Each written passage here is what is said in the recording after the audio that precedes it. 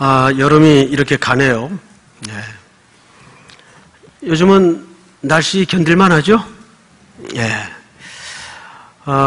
이제 어제 아침에 캄보디아 팀이 다 귀국함으로써 이제 모든 선교 일정이 다 마쳐졌습니다. 동참해주신 또 순종해주신 모든 성도님들께 진심으로 축복하고 또 감사를 드리면서 이 모든 영광을 우리 박수로 하나님께만 영광을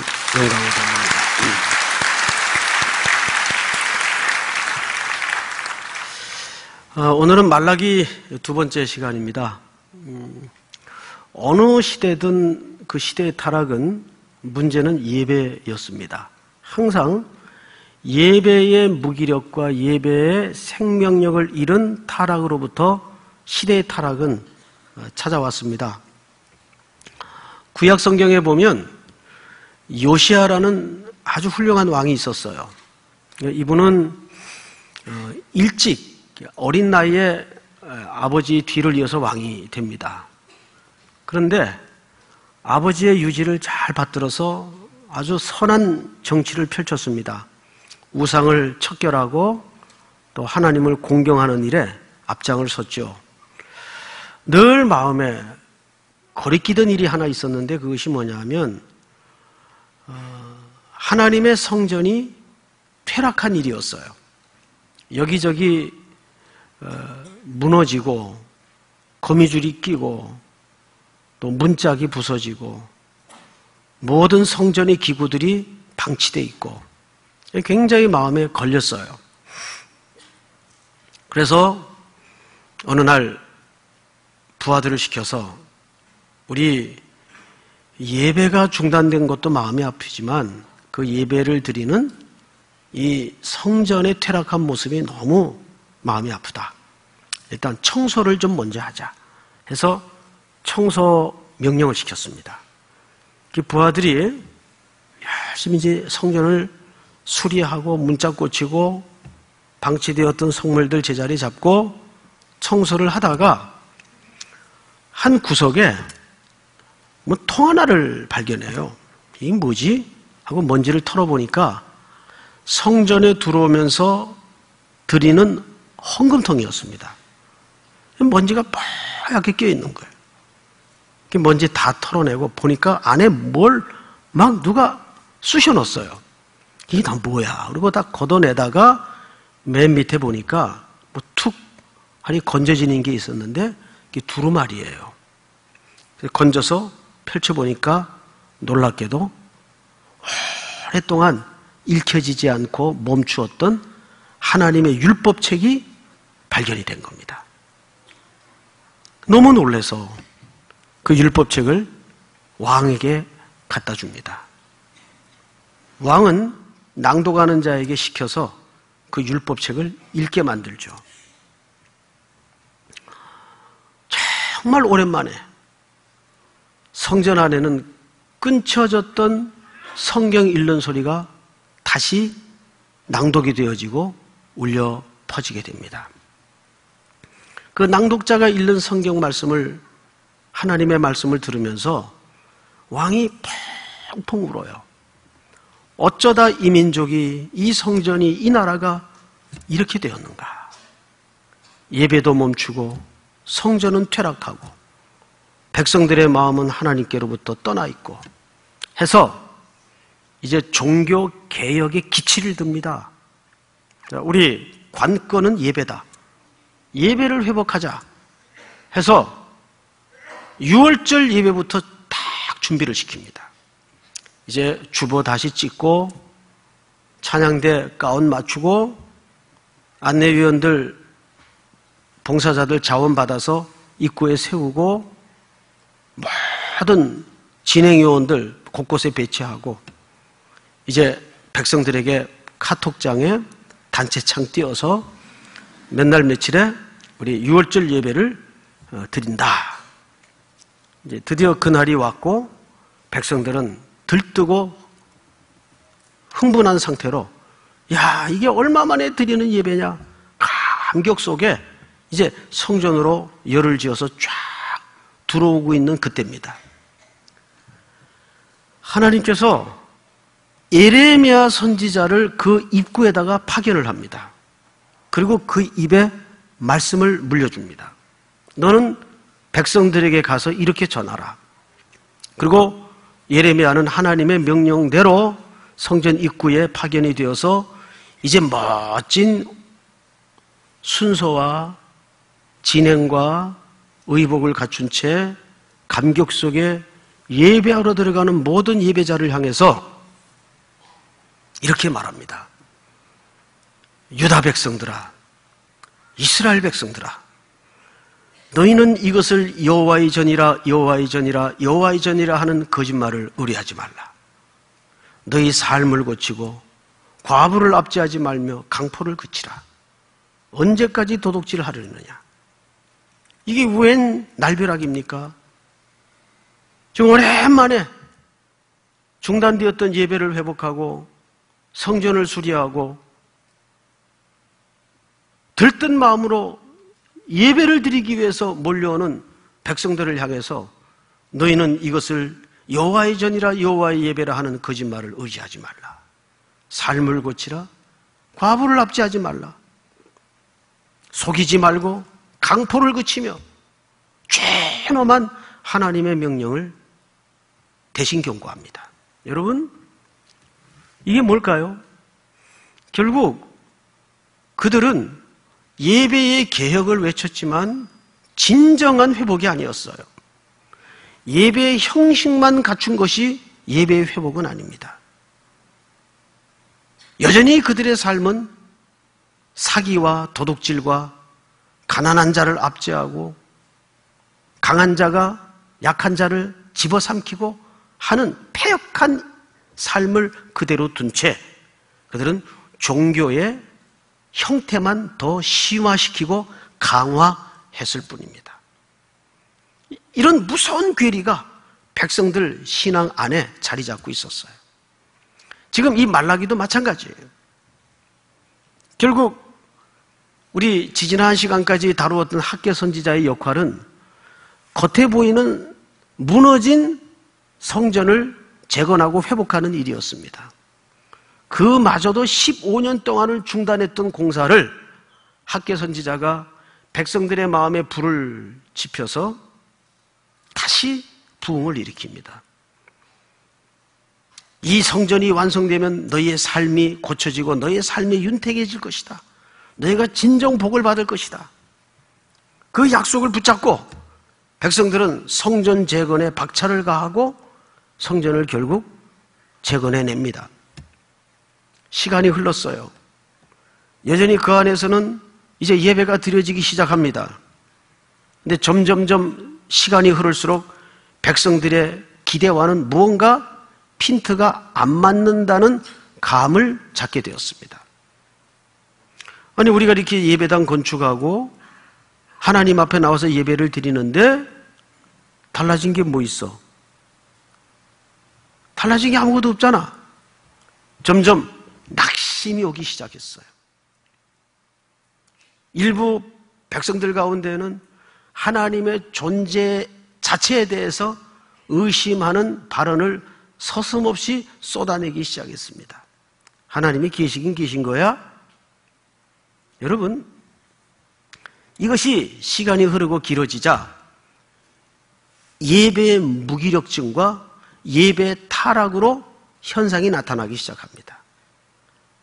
안 갈 수는 없고 오늘도 예배가 되어서 가긴 가야 되는데 제일 먼저 나타났던 현상이 드리는 제물이 아까워지기 시작한 겁니다. 이게 예배의 타락의 시작이에요. 그래서 점점 예물을 끊기 시작합니다. 그러자 어떤 일이 벌어졌는가 하면 자막을 한번 보세요. 느헤미야 13장. 내가 또 알아본 즉 레위 사람들이 받을 몫을 주지 아니하였으므로 그 직무를 행하는 레위 사람들과 노래하는 자들이 각각 자기 밭으로 도망하였기로. 이게 무슨 얘기냐 하면 백성들이 제물을 가져오지 않으니까 제사장하고 레위 사람들은 땅 분배받을 때 이 땅의 분깃을 분배받지 않았어요. 그들은 오로지 구별되어서 성전 안에서 찬양하는 일과 제사를 집례하는 일로만 먹고 살아야 되기 때문에 다른 지파들이 드리는 예배의 제물을 통해 생활이 유지되도록 하나님이 허락을 했습니다. 그런데 예배에 타락이 오고 그들이 제물마저 드리는 것이 아까워지니까 당장 이 제사장들에게 생계의 위협이 오기 시작한 겁니다. 당연히 그렇겠죠? 이 생계의 위협이 온 거예요. 그래서 이제 어떤 일이 벌어지는가 보십시다. 6절, 말라기 1장 6절입니다. 내 이름을 멸시하는 제사장들아, 나 만군의 여호와가 너에게 이르기를 아들은 그 아버지를 종은 그 주인을 공경하나니 내가 아버지일진데 나를 공경함이 어디 있느냐? 내가 주인일진데 나를 두려워함이 어디 있느냐? 하나 너희는 이르기를 우리가 어떻게 주의 이름을 멸시하였나이까 하는도다. 자, 앞을 보십시오. 지난주에도 하나님과 백성들 사이에 괴리가 있었어요. 하나님은 지난주 제목처럼 내가 너희를 사랑하였다. 그런데 백성들은 뭐라고 대답을 했죠? 아니, 반문을 했죠? 어떻게 우리를 사랑하신 겁니까? 말하자면 그것은 이거죠. 항변이 섞인 질문 겸 대답이죠. 이게 사랑한 겁니까? 그러니까 하나님의 사랑의 방식과 백성들이 기대하는 사랑 사이에는 메꿀 수 없는 간격이 벌어졌다는 걸 우리가 알았어요. 그걸 하나님이 뭘로 설명했죠? 내가 야곱은 사랑했고 에서는 미워하였다. 기억나시죠? 자, 그런데 오늘 두 번째 대화 속에 또 하나님과 여전히 백성들 사이에는 간격이 있다는 걸 발견합니다. 하나님은 뭐라 그래요? 제사장들아, 이것은 오늘날 우리 성도들을 얘기합니다. 너희가 내 이름을 멸시하였다. 그러니까 백성들이 대답이 이거예요. 우리가 언제 멸시했습니까? 즉 예배 시간마다 예배 드리고 헌금 한 푼도 안 떼어먹고 따박따박 바쳤는데 더 이상 뭐 어떡하라는 얘기입니까? 우리가 언제 하나님을 이름을 멸시했다는 얘기입니까? 그래서 하나님이 그 멸시한 내용을 이렇게 설명합니다. 자, 7절. 너희가 더러운 떡을 나의 제단에 드리고도 말하기를 우리가 어떻게 주를 더럽게 하였나이까 하는도다. 이는 너희가 여호와의 식탁은 경멸히 여길 것이라 말하기 때문이라. 8절 다 같이 시작. 만군의 여호와가 이르노라 너희가 눈먼 희생 제물을 바치는 것이 어찌 악하지 아니하며 저는 것 병든 것을 드리는 것이 어찌 악하지 아니하냐. 이제 그것을 너희 총독에게 드려보라. 그가 너를 기뻐하겠으며 너를 받아주겠느냐. 네. 자, 하나님이 너희가 내 이름을 멸시하는구나. 아니, 우리가 언제 멸시했습니까? 자, 너희 드린 예물의 내용을 좀 볼까? 눈먼 것, 저는 것, 병든 것, 흠 있는 것. 원래 레위기에 보면 하나님께 모든 제사 드리는 내용물들은, 헌물들은 절대 흠이 없는 것이어야 맞습니다. 그런데 여기 흠 있는 게 어떻게 드려질 수 있습니까? 이게 어떻게 가능했단 말입니까? 여기에는 아주 기묘한 거래가 있었어요. 자, 아까도 말씀드렸지만 백성들이 두 가지 종류가 있었어요. 아예 헌물을 안 갖고 오는 사람들이 있고, 두 번째는 갖고 오는데 아까우니까 집안에서 짐승들 중에 또는 곡물들 중에 그냥 버려도 될 거, 버려도 아깝지 않은 거 중에 고른 거예요. 골라서 갖고 오는데 이게 1차 어디서 신문을 당하냐면 성전 입구에 검시관들이 있습니다. 그래서 이것이 하나님 앞에 드릴 예물로서 흠 없이 합당한 정결하고 흠 없는 것인가를 검사합니다. 그러면 지금 하나님의 식탁에 올려드린 제물이 검사를 받은 겁니까? 안 받은 겁니까? 검사 받은 거죠. 근데 어떻게 이런 예물이 올려질 수 있었어요? 여기에는 모종의 거래가 있었던 겁니다. 누구와? 백성과 제사장 사이에. 자, 이게 문제예요. 어떤 거래일까요? 제사장들의 입장에서는 이나마도 검사해서 흠 있다고 다 돌려보내면 당장 그 여파는 누구에게 올까요? 그렇죠. 제사장 본인에게 떨어지는 겁니다. 먹을 게 없어지는 거예요. 삶에 당장 직격탄이 오는 겁니다. 그러니까 그래서는 안 되지만 흠이 있는 거를 그냥 대충 눈 질끈 감고 통과. 그러니까 누이 좋고 매부 좋고 도랑치고 가재 잡고 마당 쓸고 돈 줍고 이런 식이 된 겁니다. 백성들의 상황과 절묘하게 맞아떨어졌어요. 안 드리자니 꺼림직하고 드리자니 아깝고 그래서 병든 것들을 흠 있는 것들을 골라서 왔어요. 이게 하나님에 대한 그 당시 백성들의 중심이었어요. 그걸 하나님이 뭐라 그랬다고요? 내 이름을 멸시하는구나.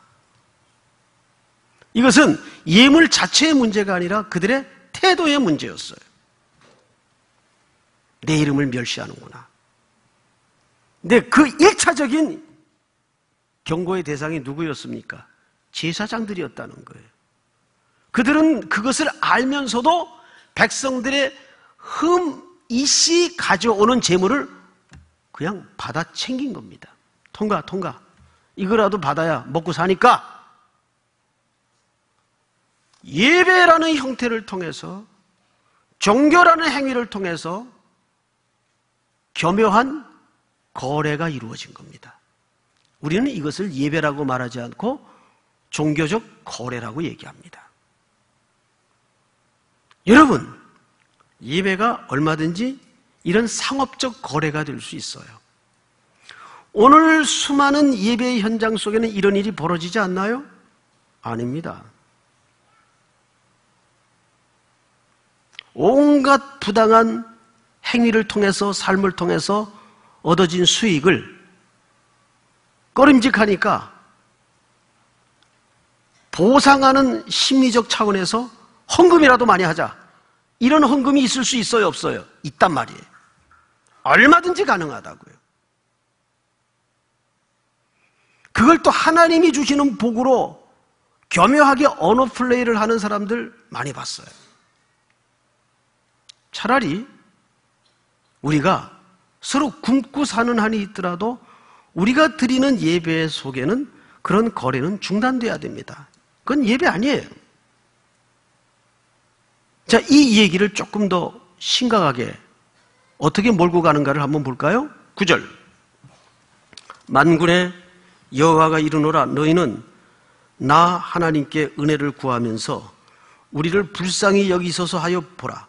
너희가 이같이 행하였으니 내가 너희 중 하나인들 받겠느냐. 자, 잘 보세요. 너희 예물을 그랬습니까? 너희 중 그랬습니까? 그렇습니다. 하나님은 예물을 말한 것이 아니라 그들의 삶과 자체를 얘기한 겁니다. 창세기 4장에서도 보면 가인과 아벨의 유명한 제사가 있죠. 제물 자체 때문이 아니었어요. 예물을 드리는 가인의 태도와 예물을 드리는 아벨의 태도 때문에 받으시고 거절한 겁니다. 성경을 자세히 보면 피 있는 제물을 드렸기 때문에 받으시고 피 없는 제물을 드렸기 때문에 거절하신 게 아니에요. 하나님이 직업 차별자가 아닙니다. 농사꾼이 곡물을 드린 게 당연하고 양치는 자가 양을 드린 게 당연하죠. 제물 자체 때문이 아니라 그 제물을 드리는 예배의 태도, 예배자 때문입니다. 그래서 가인과 그 제물은, 아벨과 그 제물은 성경은 정확하게 그렇게 설명합니다. 그리고 10절을 이렇게 매듭 짓고 있습니다. 10절만 전체가 한번 같이 읽도록 하겠습니다. 시작. 만군의 여호와가 이르노라 너희가 내 제단 위에 헛되이 불사르지 못하게 하기 위하여 너희 중에 성전문을 닫을 자가 있었으면 좋겠도다. 내가 너희를 기뻐하지 아니하며 너희가 손으로 드리는 것을 받지도 아니하리라. 가장 성경에서 무시무시한 기록이죠. 성전문 닫자. 말라기서의 키워드입니다. 1장 10절. 성전문을 닫자. 자, 그러면 하나님께서 이걸로 끝내자 그 얘기일까요? 하나님의 자비는 인간의 모든 악행 속에서도 여전히 무궁하심을 믿습니다. 그러면 이 얘기는 뭘까요? 성전문 닫자는 하나님의 진의가 뭘까요? 이런 얘기입니다. 이거는 끝내자는 얘기가 아니라 우리 이런 예배는 그만하자. 이런 삶이 고쳐지지 않고 이런 형식을 통해서 하나님과 거래를 시도하려는 이런 말하자면 종교행위는 이제 이걸로 끝내자. 그만하자. 그럼 어떻게 하자는 얘기입니까? 하나님께서 어떻게 이 예배를 회복하시겠다는 얘기일까요? 11절을 잘 보세요. 만군의 여호와가 이르노라 해 뜨는 곳에서부터 해 지는 곳까지의 이방 민족 중에서 내 이름이 크게 될 것이라. 각처에서 내 이름을 위하여 분향하며 뭘 드리죠? 깨끗한 제물을 드리리니 이는 내 이름이 이방 민족 중에서 크게 될 것입니다. 앞을 보십시다. 하나님의 이름이 해 뜨는 것부터 해 지는 것까지 크게 될 것이래요. 그리고 그 이방 민족들이 하나님께 예배를 드리러 오는데 무슨 제물을 갖고 온대요? 깨끗한 제물, 흠 없는 제물. 그럼 과연 흠 없고 깨끗한 제물의 실체가 뭘까요? 성경은 이렇게 설명합니다. 14절. 짐승의 때 가운데 수컷이 있거늘 그 서원하는 일에 흠 있는 것으로 속여 내게 드리는 자는 저주를 받으리니. 자, 앞을 보십시다. 원래 특별히 서원제사는 희생제사여야 하기 때문에 짐승떼 중에 반드시 흠 없는 수컷을 잡아서 드리도록 되어 있습니다. 자, 그러면 이 희생제사에 흠 없는 수컷은 유일하게 누구를 예표하는 그림일까요? 그리스도입니다.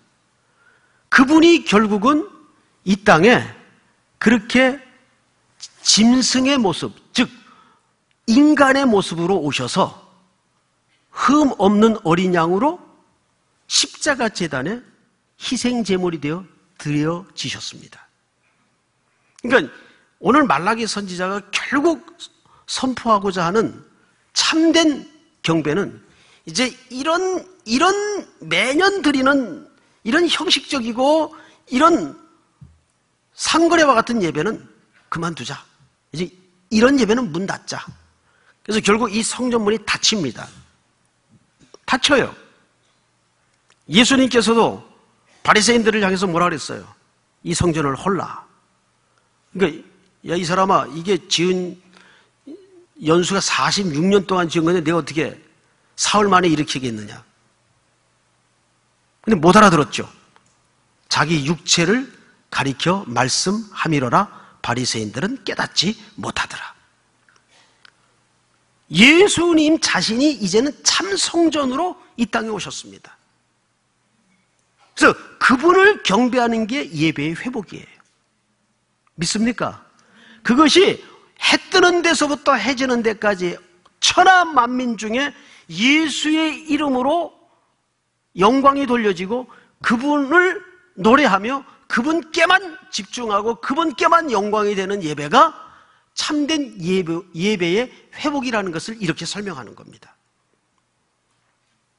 여러분 아까 3일 뉴스 시간에 그 캄보디아의 몇 컷 영상을 보셨죠?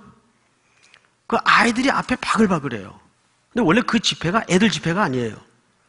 그게 그 라이프 대학의 신학생들과 목회자들을 대상으로 목회자 세미나였어요. 근데 왜 갑자기 애들이 이렇게 많이 와 있느냐? 이게 이유가 있었어요. 저도 가서 보고 깜짝 놀랐어요. 저는 이제 하루 늦게 도착을 했는데 우리 이제 목사님들이 그 시아누쿠비를 가려면 푸놈펜에서 내려가지고 한 4-5시간 험한 길을 차로 가야 됩니다.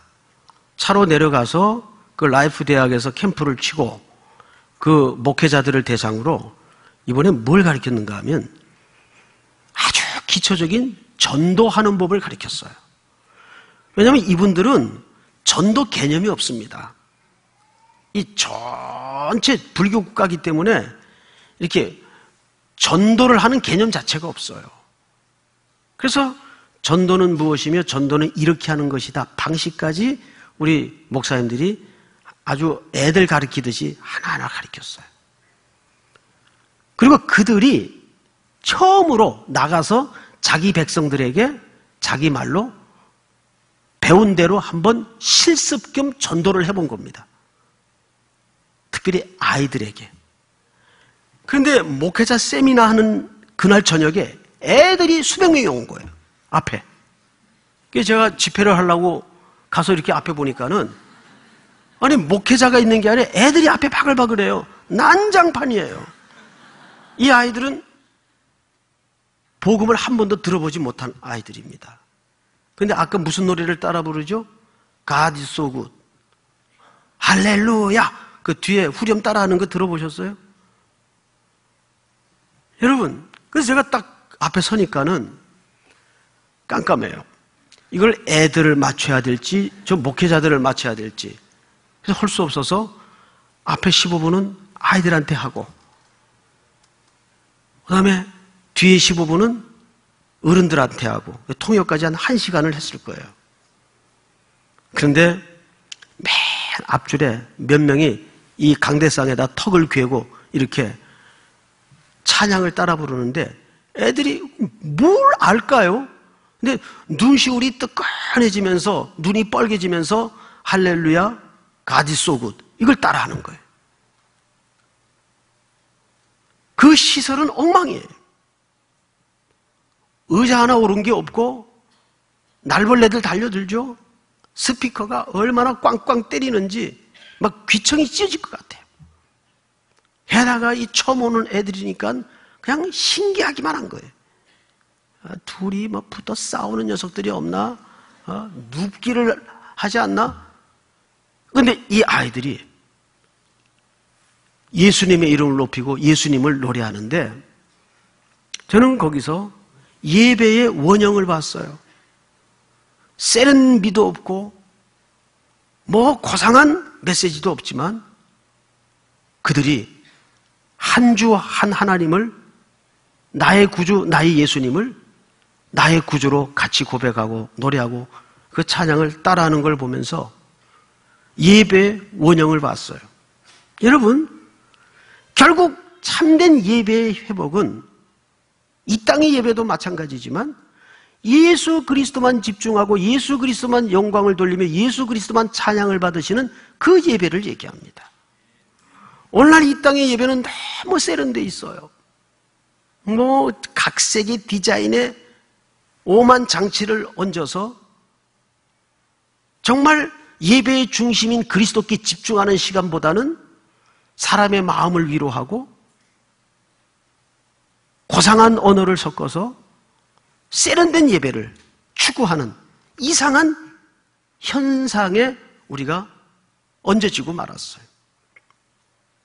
세련되지 못하지만 현장은 엉망이지만 그 불교에 쩌들어서 우상에 쩌들어서 암흑에 있던 그 어린아이들이 그 캄보디아 백성들이 예수 그리스도를 구주로 한 입으로 노래하는 모습을 보면 거기에서 우리는 주님의 영광을 받으시고 예배의 원형을 보는 거죠. 우리 속에 그런 예배를 감격 속에 드렸던 적이 언제인가를 한번 돌아보십시다. 사랑하는 성도 여러분, 오늘 이 말씀은 무엇이 참된 예배의 회복인가? 그것은 그리스도께 집중하는 겁니다. 그리스도만 높아지는 겁니다. 그분만 찬양을 받으시는 예배입니다. 믿습니까? 오늘 이러한 예배자로 또 이렇게 가을을 여는 우리 모든 3일의 성도들이 될 수 있기를 주님의 이름으로 축원하고 축복합니다. 다 일어나십시다. 부르신 곳에서 우리 찬양합시다.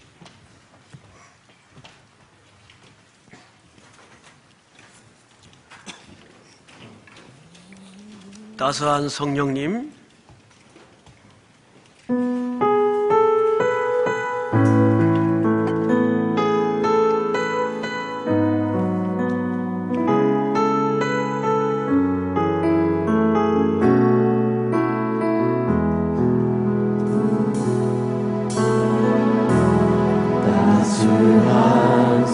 성령님 마음으로 보내 내 몸을 감싸며 주어지는 평안함 만족함을 느끼네. 사랑과 진리에 사랑과 진리에 한 줄기 빛 보내 내 몸을 감싸며 주어지는 평안함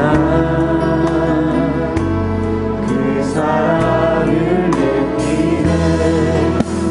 신 곳에서 나를 예배하네. 어떤 상황에도 나를 예배하네. 신 곳에서 나를 예배하네. 어떤 상황에도 나를 예배하네. 내가 걸어갈 때 길이 되고 내가 걸어갈 때 길이 되고 살아갈 때 삶이 되는 곳에서 예배하네. 내가 걸어갈 때 길이 되고 살아갈 때 삶이 되는 그곳에서 예배하네. 이곳에서 예배하네. 어떤 상황에도 나는 예배하네. 이곳에서 예배하네. 어떤 상황에도 나는 예배하네. 우리 서신처럼 한번 기도합시다. 먼저 오늘 주신 말씀을 기억하면서 예배의 회복은 우리의 진심도 우리의 정성도 아닙니다. 우리는 연약하지만 허물이 많지만 또 넘어질 수밖에 없지만 그리스도께 영광을 돌리고 그리스도께 집중하는 일입니다. 그분만 찬양을 받으시는 일입니다. 믿습니까? 다시 한번 그런 예배가 내 인생 속에 예배의 첫사랑 회복되게 하여 주시옵소서. 또 해 뜨는 곳에서부터 해지는 곳까지 우리 그리스도의 이름이 높임을 받도록 도와주시옵소서. 이 증언의 사역이 우리 3.1교회를 통해서 예수님 다시 오시는 그날까지 선포되게 하여 주시옵소서. 우리 주여 부른 다음에 기도합니다.